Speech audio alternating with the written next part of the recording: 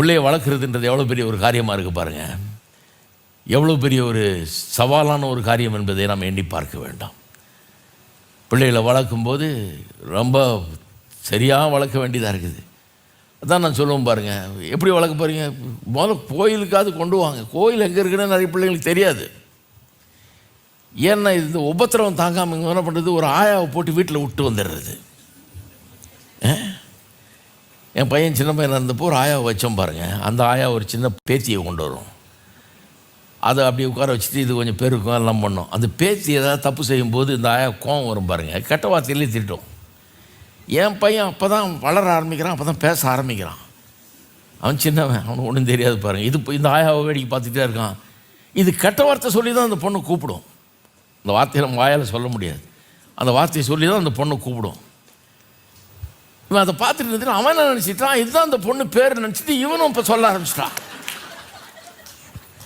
இப்போ தான் சொன்னம்மா தயவுசெய்து போயிட்டு வா, நீ வேணவே வேணாம், இந்த அப்படி சம்பளத்தை வாங்கிக்க, நீ கிளம்பு, முதல்ல உன் கதையே வேணாம், இங்கே நீ ஆச்சு உன் பேத்தியாச்சு, இங்கே வேணாமான்ட்டேன்.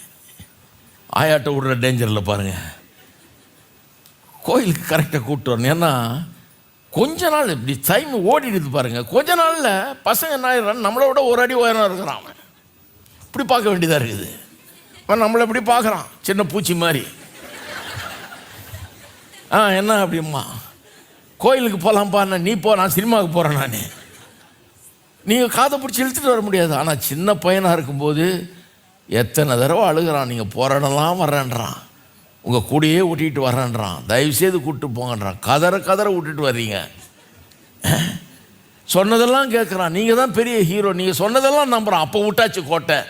தலைக்கு மேலே வளர்ந்த பிறகு யா பையனுக்காக ஜெபம் பண்ணுங்க, உபவாசம் பண்ணி ஜெபம் பண்ணுங்க.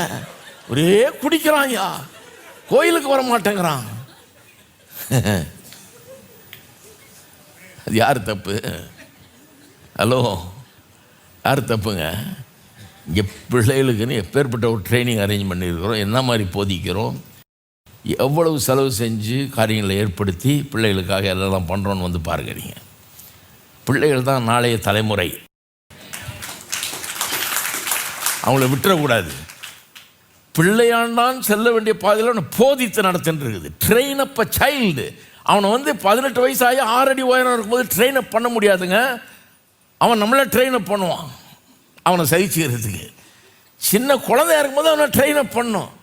ஞாயிற்றுக்கிழமை ஆனால் கரெக்டாக அவன் காலு நேராக கோயிலை நோக்கி போகணும். கரெக்டாக அவனுக்கே தெரியணும், வேறு எதுவும் பண்ண முடியாது இன்றைக்கி.